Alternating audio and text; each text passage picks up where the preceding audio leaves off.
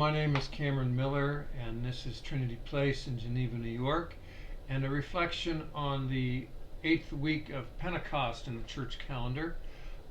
The readings being from Jeremiah and Mark, and a liturgical reading that we have today from Robinson Jeffers. Now, I don't usually talk about poets in a sermon, and to be honest with you, even though I'm a student of poems, I'm not a student of poets. In fact, I mostly could care less about poets. But today I want to start with a brief nod to Robinson Jeffers, because he was really kind of like Jeremiah. I've talked about Jeremiah a lot, and in fact Jeff Hottie might tease me that I like to talk about Jeremiah and Isaiah more than Jesus. But the readings for the past couple of weeks, and in the next few as well, put an emphasis on prophets and prophetic mission. Jeffers is an example of a modern prophet, and he's worth noting. He was the son of a Presbyterian minister and who was also a biblical scholar, poor kid.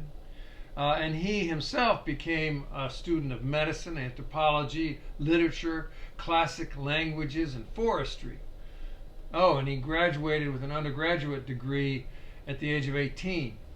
Now, that is not to say that all prophets have to be brilliant, but that was just one of Jeffers' gifts, if indeed that is a gift. Anyway, long story short, Jeffers turned to writing poetry and plays full-time, and he developed what he called a philosophy of inhumanism.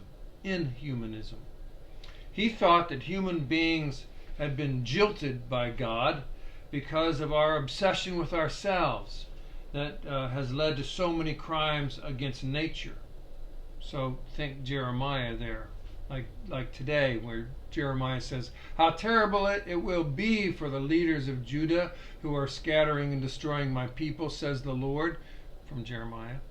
"They are responsible for the people. So the Lord, the God of Israel, says to them, you have scattered my people and forced them away and not taken care of them. So I will punish you for the evil things you have done."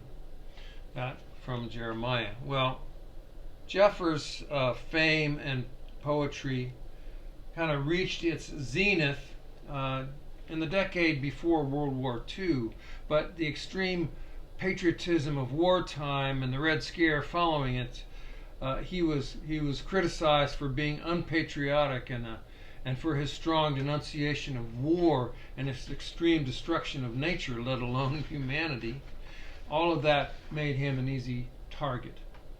Like Jeremiah, who was thrown down a well and left to die, Jeffers was shunned for his prophetic rage against American imperialism and his philosophical shift from human to not human. He's an example of a modern prophet. The title of that poem that we read today, The Place for No Story, is to say, look at this spectacular natural scene that he describes. It's a place that human presence will only dilute, will only destroy. Stay out, get away, leave it alone. This place is for its own sake, not for human consumption. Well, whether or not you can go along with his non-anthropomorphic philosophy and his God that has not one iota of a human face, or his bitter critique of American imperialism, he is an example of the voice crying in the wilderness. And by wilderness, the Bible does not literally mean nature's emptiness so much as the landscape of human power and the carnage of human power that it leaves everywhere it goes. Any voice that speaks in its midst against the interests of human power will be an endangered voice. We see that playing out in the streets today. And just about everywhere the clash of powers exercises their implements of coercion. So, the prophetic tradition gives us the image of walking upstream, against the traditional exercise of human power, whether that's in the halls of government, banking, commerce, the military, or the church. Jesus stands and teaches in that prophetic tradition.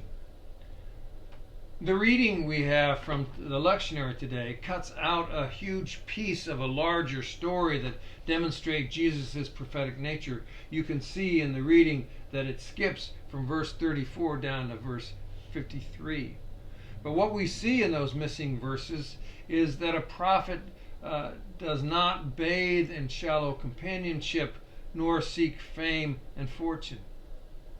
In Mark, Jesus is always trying to get away from the crowds and escape to lonely places.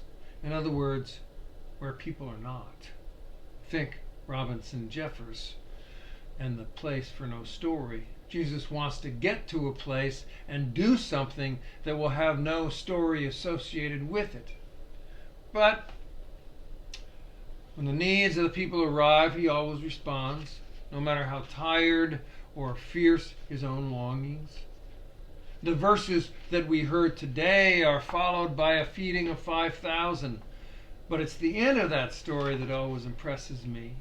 Immediately, Mark says, as soon as the people are done eating, Jesus sends his disciples away to the other side of the lake. What does he do? He stays and he says goodbye to all 5,000. He stays there to send them home one by one before dark to make sure that every last person is addressed. Only then, after everyone is gone, does it say that he met his needs. And what it says literally is, after sending them away, his disciples already gone, he went into the hills to pray.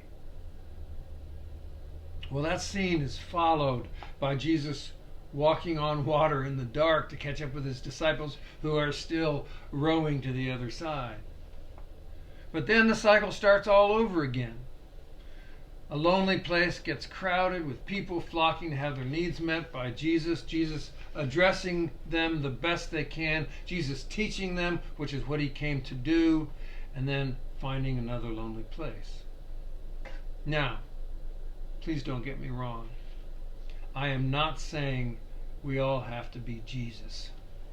In fact, that is an awful notion that traditional Christianity has foisted upon us. It's not our task to be Jesus. We're not supposed to be little Jesuses walking around. Our task is to learn from him and to be ourselves. Our task is to learn from him and the other prophets and to become better versions of ourselves. We will not all be Robinson Jeffers or Mary Oliver or Wendell Berry, prophets able to voice the sacred as it comes out of the natural world. We previously or currently have stood inside banks, city councils, military quarters, engineering companies, behind the bar or the cash register, inside classrooms, at desks both inside and outside offices of power, on assembly lines, or looking down on the machinery from the air-conditioned window of management. Wherever we have stood or currently stand, the sacred calls out to us and pleads to be voiced. It isn't really a plea. The sacred doesn't plea. It's a word. It's a word with our name on it. It's left up to us to voice it or not. But left unvoiced, the sacred warns us, we will have contributed to the banishment or the exile or the destruction or the end or whatever it is that the sacred has tried to warn us about. The voice that calls us each by name, from out of the past or in this present moment, wants our voice to speak it, wants our lives to live it, and to help us and to help make us better versions of ourselves along the way. That's what prophetic means, and that is what these days the prophet does. Peace be with you. Have a great week.